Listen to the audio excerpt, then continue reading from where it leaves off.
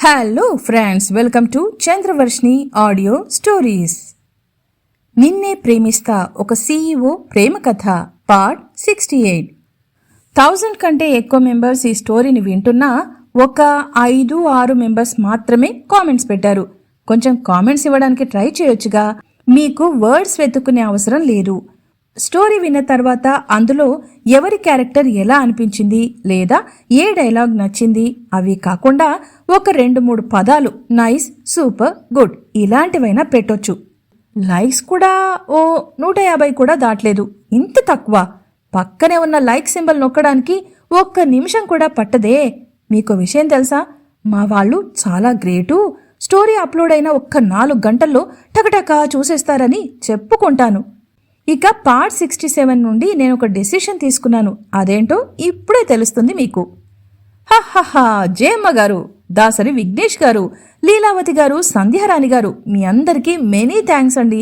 సంధ్యారాణి గారు, మీరు నాకిచ్చిన మోటివేషన్కి మెనీ థ్యాంక్స్. మీరంతా రెగ్యులర్గా కామెంట్స్ పెడతారు. ఇంకా కొంతమంది కూడా ఉన్నారు కామెంట్స్ పెట్టేవాళ్ళు. ఈసారి వాళ్ళ నుండి ఇంకా కామెంట్స్ రాలేదెందుకో మరి. ఇప్పుడు మీకు అర్థమై ఉంటుంది. ఎస్ అండి, స్టోరీని ఫాలో అవుతూ కామెంట్స్ పెట్టిన ప్రతి ఒక్కరి నేమ్ మెన్షన్ చేస్తూ ప్రతి వీడియోలో పేరున థ్యాంక్స్ చెప్తాను. సో ఇక మీ ఇష్టం. ఏదో ఇప్పుడంటే కామెంట్స్ పెట్టేవాళ్ళు 10 మంది ఉన్నారేమో, ఇలాగే అంటారు, అదే 50 మెంబర్స్ అయితే తెలుస్తుంది అని మీ ఇన్నర్ వాయిస్ అంటుంది కదూ. అయినా తగ్గేదేలే, అప్పుడు అందరికీ థ్యాంక్స్ చెప్తూ వీక్లీ వన్స్ స్పెషల్ వీడియో పెడతాను. హహహా, సర్లేండి, ఇక కథలోకి వెళ్ళిపోదాం. దీప పడుకుందన్న మాటే కాని ఆమెకు రాజేష్ని కలిసిన విషయం గుర్తొచ్చింది. ఇందులోంచి బయటపడ్డం ఎలా? ఖచ్చితంగా నన్ను లొంగ తీసుకోవడమే వాడి మోటోలా ఉంది. కాఫీ షాప్లో జరిగింది ఆమె కళ్ల ముందు కదలాడింది. దీప అక్కడికి వెళ్లడం ఆలస్యం. కార్నర్ సీట్ దగ్గర కూర్చుని ఉన్న రాజేష్ నవ్వుతూ చెయ్యూపాడు. సచ్చినోడు, వీడి నవ్వు వీడును పెద్ద సినిమా హీరో లెవెల్లో నవ్వుతున్నాడు అని మనసులో కసిగా అనుకుంది దీప. ఎందుకైనా మంచిదని తనని ఎవరైనా గమనిస్తున్నారా అని చుట్టూ చూసింది దీప. దేన్ని లెక్క చేయని దీప ఇప్పుడు ప్రతిదానికి అడుగు తీసి అడుగు వేయటానికి కూడా భయపడుతోంది, టెన్షన్ పడుతోంది. సిచ్యువేషన్ అలాంటిది మరి. ఏంటి దీప, ఏం డిసిషన్ తీసుకున్నావు? నీ అదృష్టానికి మన స్టాఫ్ లేడీస్ జెలసీతో చచ్చిపోయారనుకో. వాళ్ళందరూ మన CEO సార్ అంటే చాలా ఇష్టపడతారు. అతని ఆఫర్ని నువ్వే వద్దన్నావు అని అన్నాడు రాజేష్. ఒక్కసారి అవాక్కైన దీప, ఏంటి, ఏమన్నావు? నా గురించి స్టాఫ్ వాళ్ళతో ఏం చెప్పావు అని టెన్షన్గా అడిగింది దీప. నేను చెప్పడమేంటి, నిన్ను మన బాస్ లైక్ చేస్తున్నాడని ఆఫీస్ బాయ్ దగ్గర నుండి మన మేనేజర్ వరకు అందరికీ తెలుసు అని కార్నర్ స్మైల్ ఇస్తూ అన్నాడు రాజేష్. వాడంటే సారీ, మన CEO అంటే అంతమంది అమ్మాయిలు వెంట పడుతున్నప్పుడు మన ఆఫీస్లో ఉన్న అమ్మాయిలు నాకన్నా అందమైన వాళ్ళు, చిన్నవాళ్లు 100లో ఉన్నారు, వాళ్ళని చూసుకోవచ్చుగా అని అంది దీప. అప్పుడు ఒక నవ్వు నవ్విన రాజేష్, దీప, పిలవకముందే ఎప్పుడెప్పుడు మీద పడిపోదామా అనే వాళ్లకన్నా నువ్వే కావాలి అని వెంట పడుతున్నా కూడా నీలా బెట్టు చేస్తారు చూడు, వాళ్లే కావాలని మనసు కాదు వయసు తహతహలాడుతుంది మరి అని మోకింగ్ వాయిస్తో అన్నాడు. వాడి మాటలు వింటూ ఉంటే దీపకు ఏం చెప్పాలో అర్థం కాలేదు. ఒకవేళ భరత్ చెప్పినట్టు అమౌంట్ ఇస్తాననంటే అని మనసులో అనుకుంది దీప. అది కాదు రాజేష్, నాకివేమీ ఇష్టం కాదు. నేను నా భర్తని లవ్ చేస్తున్నాను. నీకే కాదు, రవిచంద్రాస్ ఫ్యామిలీ అంటే, వాళ్ల స్టేటస్ అంటే ఏంటో వరల్డ్ మొత్తానికి తెలుసు. ఇలాంటి వాటన్నిటికీ నేను చాలా దూరం. ఏదో టైంపాస్ కోసం జాబ్ చేస్తున్నాను తప్పితే జాబ్ చేసే అవసరం కూడా నాకు లేదు. కావాలంటే మన కంపెనీకి ఈ టెండర్ మిస్ అవ్వడం వల్ల ఎంత లాస్ వచ్చిందో చెప్పు, ఆ లాస్ని నేను అమౌంట్ ఇచ్చి ఫిల్ చేస్తాను. ఎంత కావాలో చెప్పు, అది నీకు అరేంజ్ చేస్తాను అని అంది. తన వైపు టెన్షన్గా చూస్తున్న ఆమె నుండి ఇలాంటి మాటలు వస్తాయని ఊహించని రాజేష్ ఒక్కసారిగా షాక్ అవుతాడు. వెంటనే కొంచెం సౌండ్ వచ్చేలా నవ్వి, ఏంటి జోక్ చేస్తున్నావా? అమౌంట్ ఇస్తావా? ఎంత? 200 కోట్లు ఇస్తావా? పిచ్చిగా ఉందా? Do what I say. అతనితో 1 నైట్ స్టాండ్ ఈ ఒక్క రాత్రి నీ లైఫ్లో లేదనుకో, దాట్స్ ఆల్ అని కేర్లెస్గా అన్నాడు. దానికి అసహనంగా చూసిన దీప, అసలు నా పైన ఇలాంటి డర్టీ ఐడియాస్ మీకెలా వస్తున్నాయి అసలు? ఏదో ఫ్రెండ్లీగా అందరితో ఫ్రీగా ఉంటే ఇక అంతేనా అని కోపంగా అంది. ఏంటి ఫ్రెండ్లీగానా? ఇవి చూడు, ఇలా టచ్ చేయడం ఫ్రెండ్లీగానా అని తన ఫోన్లో గ్యాలరీ ఓపెన్ చేసి కొన్ని ఇమేజెస్ చూపించాడు.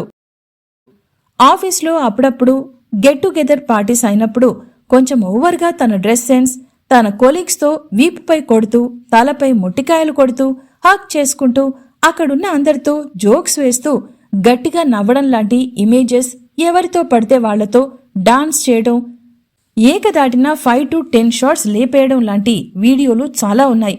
ఆమె ఫ్రీగా, కొంచెం ఇండిపెండెన్సీగా ఎక్కువగా వాడుకుంది అంతే. కాని ఆ వీడియోస్ చూస్తే దీప క్యారెక్టర్ మీద అందరికే కాదు, ఫ్యామిలీకి, ఉమేష్కి కూడా డౌట్ వచ్చేలా ఉంది. ఇవన్నీ ఏంటసలు? ఎవరు తీశారు? అయోమయంగా అడిగింది దీప. ఎవరో ఏంటి, మనవాళ్లే తీశారు. చూడు, అంత ఇదిగా పై పై పడుతూ, అందరినీ టీజ్ చేస్తూ, నీకు నువ్వు ఎంజాయ్ చేస్తూ, ఎదుటి వాళ్లను టెంప్ట్ చేస్తే ఎవరు ఊరుకుంటారు? మంచి మాటకు వినకపోతే ఎవ్వరికైనా ఇదే గతి పడుతుంది మరి అని అన్నాడు రాజేష్. ఒక్కసారి ఆశ్చర్యపోతూ, ఇదే గతి అంటే అని టెన్షన్గా అడిగింది. ఆమెకు ఎందుకో ఇదంతా ఏదో డౌట్లా అనిపించింది. ఒక 2-3 నెలల కిందట తన కంపెనీ ఎంప్లాయ్ ఒకరు తమ ఆఫీస్ బిల్డింగ్ టెర్రస్ పై నుండి కిందకి దూకి చనిపోయింది. దీపాలో మెదులుతున్న ఆలోచనల్ని ఊహించిన రాజేష్, ఎస్, ఎగ్జాక్ట్లీ, నువ్వు గెస్ చేసింది నిజమే అని ఈవిల్ స్మైల్ ఇస్తూ నవ్వాడు రాజేష్. అంటే ఈ టెండర్ లీక్ అవడం, కంపెనీకి 100 crores వరకు లాస్ అవడం, ఇదంతా అని భయంగా అడిగింది దీప. ఇప్పుడు కరెక్ట్ పాయింట్కొచ్చావు. అదంతా ఫేక్. ప్రేమగా అడిగితే లొంగని నువ్వు ఇలా భయపెడితేనన్నా లొంగుతావని అని అన్నాడు రాజేష్. ఇన్ని రోజులు తన వల్ల ఈ మిస్టేక్ ఎలా జరిగిందని ఆలోచిస్తూ టెన్షన్ పడింది. కాని అది ప్రీ ప్లాన్ అని ఇప్పుడు తెలిసి భయంతో బిక్కచచ్చిపోయింది. ఏదో మెసేజ్ వచ్చిన సౌండ్ రావటంతో తన ఆలోచనలోంచి ఈ లోకంలోకొచ్చి తన ఫోన్ తీసుకుని చూసింది దీప. ఆ మెసేజ్ తన బెస్ట్ ఫ్రెండ్ మోనికా నుండి వచ్చింది. ఈ విషయంగా ఆమెను కలిస్తే అన్న ఐడియా తనకు రావడం ఆలస్యం. రేపు కలుస్తానని మెసేజ్ చేసింది దీప. ఇప్పుడు మౌనిక నుండి తనకి మెసేజ్ రమ్మని రిప్లై ఇచ్చింది. దాంతో హమ్మయ్య అని రిలాక్స్ అయింది దీప. మరునాడు ఉదయం నిద్రలేచిన వెంటనే చాలా దగ్గరగా తనకిష్టమైన పర్ఫ్యూమ్ స్మెల్ రావడంతో కళ్ళు తెరిచి చూసింది స్వప్నిక. లైట్గా పెరిగిన విజే బియర్డ్ తన బుగ్గలకు గుచ్చుకుంటుంటే అతను తనని క్లోజ్గా హగ్ చేసుకుని పడుకున్నాడని, తను విజే మెడవంపులో ముఖం దాచుకుని పడుకున్నానని ఆమెకు అర్థమైంది. వాల్ క్లాక్లో టైం చూడగా తను లేవడానికి ఇంకా గంట టైం ఉండటంతో వెంటనే నైట్ జరిగిన విషయం గుర్తుకు రావడంతో చిన్నగా నవ్వుకొని అతన్ని మరింత గట్టిగా హత్తుకొని కళ్ళు మూసుకుంది స్వప్నిక. చూచాయగా ఆమె స్పర్శ తెలుస్తున్న విజయ్ పెదవులు చిరునవ్వుతో సన్నగా విచ్చుకున్నాయి. నైట్ నుండి అలాగే పడుకోవడంతో మెడ పట్టేసినట్టనిపించి కొంచెం జరిగాడు విజయ్. ఏదో చల్లగా తడితడిగా తాకడంతో స్వప్నిక కళ్ళు తెరిచి చూసింది. అంతే, షాక్ అయ్యి విజయ్ అని భయంగా పిలిచింది. ఆమె వైపు చూసిన విజయ్ ఏమైంది అని అంటూ తను కూడా అటు చూశాడు. వాళ్లు పడుకున్న బెడ్షీట్ బ్లడ్తో తడిచుంది. అతని వీపు పైన బ్యాండేజ్ కూడా రక్తంతో తడిచుంది. అయ్యో విజయ్, నిన్న నువ్వు కింద పడినప్పుడు నీ వీపు గోడకు తాకింది కదా, అందుకే ఆ ఫోర్స్కి మళ్ళీ బ్లీడింగ్ అయింది అని బాధగా కళ్ళనీళ్లు తెచ్చుకున్న స్వప్నిక ఫాస్ట్గా లేచి విజయ్ వీపు వైపు వెళ్లి చూసింది. అతని వీపు పైన బ్యాండేజ్ కూడా రక్తంతో తడిచుంది. విజయ్, బ్యాండేజ్ కూడా తడిచింది, దీన్ని మార్చాలి, ఒక్క నిమిషం ఉండు, నర్స్ని పిలుస్తాను అని గాబరాగా ఫీలవుతూ అంది. స్వప్ని ఇంత చిన్నదానికి ఆ నర్స్ని పిలవడం ఎందుకు? అందరూ లేస్తారు, మళ్ళీ అమ్మ దీనికో న్యూసెన్స్ క్రియేట్ చేస్తుంది, ఇప్పుడు అవసరమా అని చిరాగ్గా అన్నాడు విజయ్.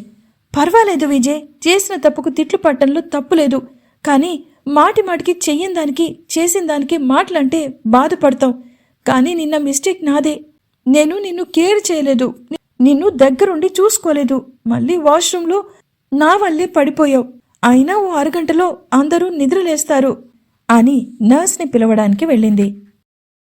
అదృష్టం బాగుండి ఎవరు నిద్ర లేవకపోవడంతో స్వప్నిక నర్స్ని తీసుకురావడం, ఆమె మొత్తం క్లీన్ చేసి బ్యాండేజ్ మార్చడం కూడా అయిపోయింది.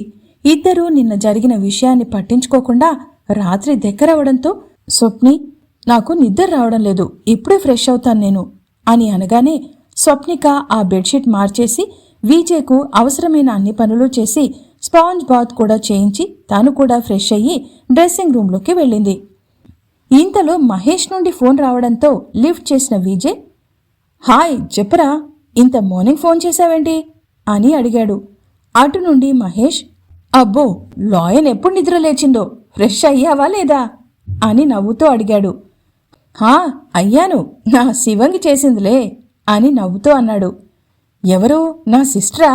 పాపం, తనేం శివంగి కాదు, మీ అమ్మ పిన్ని నీలాంటి వాళ్ల మధ్య బుజ్జి జింక పిల్లలా వణికిపోతోంది అని అన్నాడు మహేష్.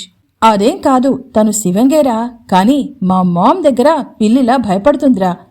మా మామ్కి నా గురించి తెలిసి కూడా కావాలని న్యూసెన్స్ క్రియేట్ చేస్తుంది. బయట లాస్య, ఇంట్లో అమ్మ, మా ఇద్దరిని వేరు చేయడానికి స్వప్నిక నా దగ్గరికి రాకుండా తనకి ఏవేవో పనులు చెప్పి నా పనులకు నర్సుని పంపిస్తుంది.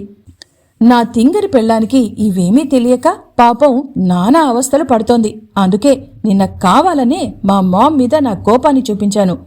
పనిలో పనిగా స్వప్నికను తిట్టినట్టే తన రైట్ ఏంటో హింట్ ఇచ్చాను అని నవ్వుతూ అన్నాడు. అప్పుడే డ్రెస్సింగ్ రూంలోంచి రాబోతున్న స్వప్నిక చెవుల్లో పడగానే నిజమా అని ఆశ్చర్యంగా అనుకున్న స్వప్నిక అలాగే ఆగిపోయింది. ఏంట్రా, నువ్వు చెప్పేది నిజమా? పాపం కదరా, నా సిస్టర్ ఎంత ఏడ్చిందో, ఏడ్చి ఏడ్చి కళ్ళు ముక్కు వాచిపోయి ఎర్రబడ్డాయి అని బాధగా అన్నాడు మహేష్. అవునరా, నీ సిస్టరు సిన్సియర్ సీఈఓరా బాబు. స్ట్రైట్ ఫార్వర్డ్, తప్పు చేయదు, ఎదుటి వాళ్ళు తప్పు చేస్తే సహించదు. ఇన్ని మంచి క్వాలిటీస్ ఉన్న వాళ్ళని మాటలంటే సెల్ఫ్ రెస్పెక్ట్ దెబ్బతింటుంది అని అన్నాడు విజయ్. భలే ఉందిరా, హాల్లో స్విచ్ వేస్తే బల్బు బెడ్రూమ్లో వెలిగినట్టు మంచి ట్రీట్మెంట్ ఇచ్చావు. సరే మరి, బాయ్, టేక్ కేర్, ఈవినింగ్ వస్తా అని ఫోన్ కట్ చేశాడు మహేష్. విజయ్ ఫోన్లో మహేష్తో మాట్లాడిన మాటలు విన్న స్వప్నిక మనసు సంతోషంతో గంతులేసింది.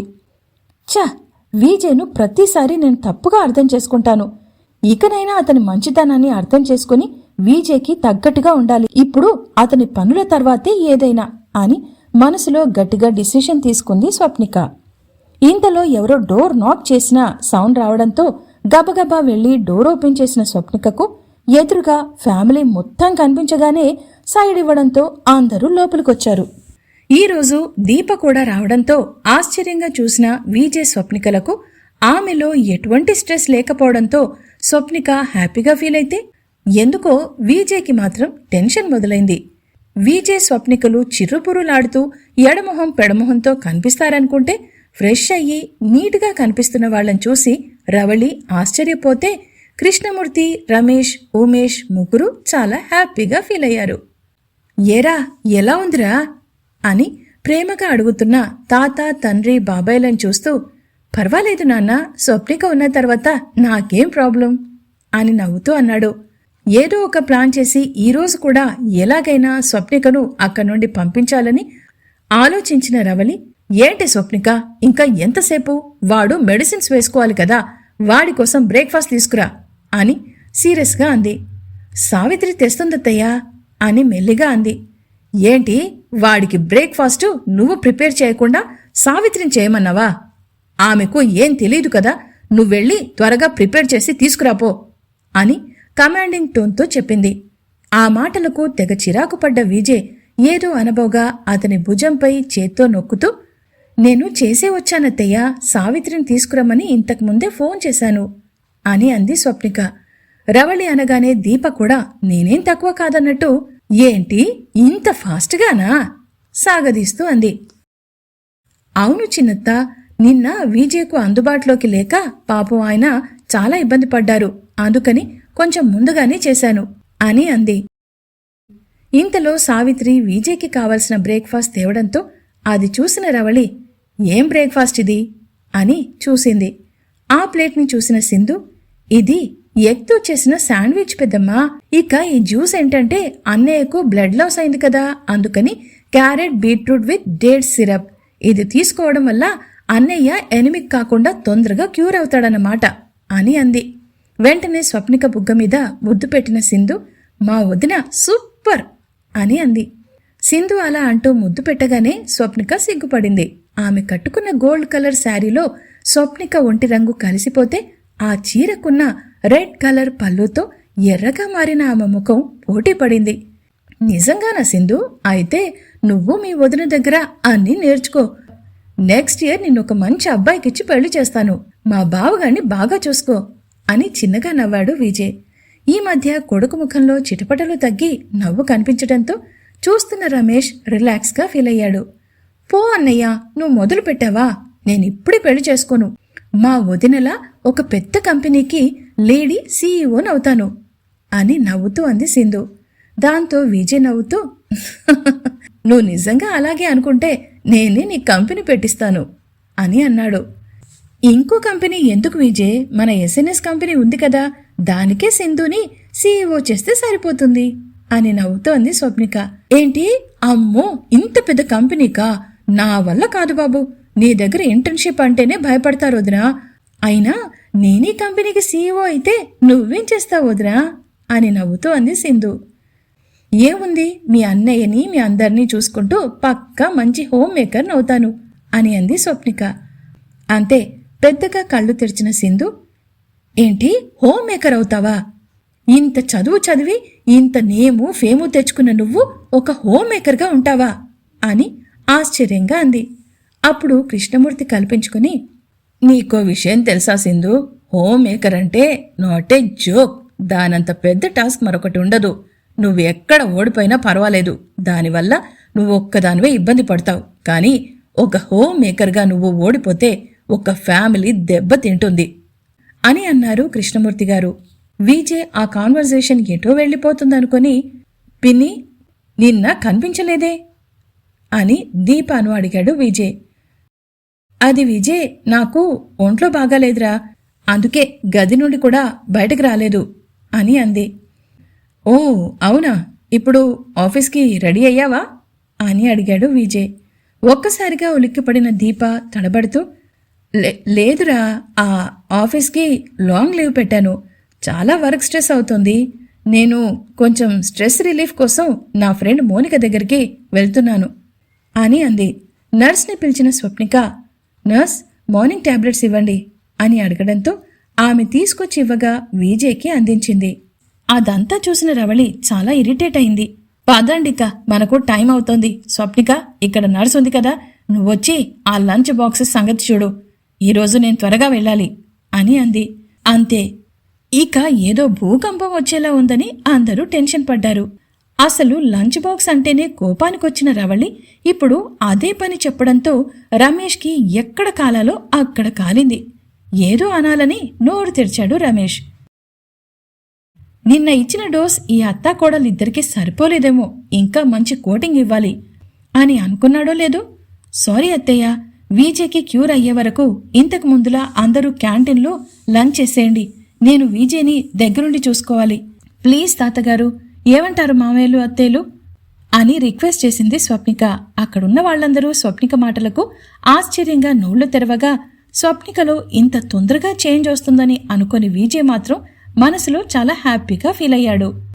ఏంటలా అంటావు? మన ఛాలెంజ్ విషయం మర్చిపోయావా అని గట్టిగా అంది రవళి. లేదత్తయ్య, అటు చూడండి అని అంది స్వప్నిక. అందరూ అక్కడ గోడకి తగిలించిన క్యాలెండర్ కనిపించగా అందులో డేట్స్ని చూపించిన స్వప్నిక, నేను అస్సలు మర్చిపోను, నా భర్తను అసలు విడిచిపోనుగాక విడిచిపోను.